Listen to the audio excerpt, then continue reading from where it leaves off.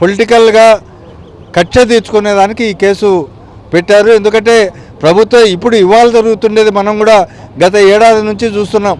ఎక్కడ చూసినా ఎమ్మెల్యేలు వాళ్ళకు కావాల్సిన మనుషులతో బ్రాందీ షాపులు పెట్టించుకొని దాంట్లో 15-20% అధికంగా అమ్ముతున్నారు.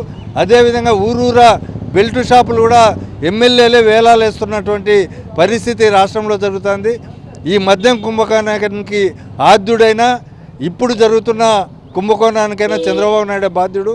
వైఎస్ఆర్ కాంగ్రెస్ పార్టీలో ఎవరైతే ముఖ్యులు ఉన్నారో వాళ్ళందరినీ భయపడి బెదిరించి లొంగ తీసుకోవాలని అనే ఉద్దేశంతో ఈ ఎల్లో మీడియా తర్వాత వీళ్ళు ఈ ప్రభుత్వం కక్ష తీర్చుకునే ధోరణిలో ఇది వ్యవహరిస్తుంది.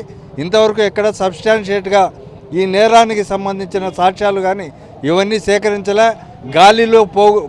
గాలి అంతా పోగేసి వార్తలు రాసి అలాంటి ఛార్జ్షీట్ వాళ్ళు కూడా ఫైల్ చేసినారని చెప్పి మేము భావిస్తూ ఉన్నాం.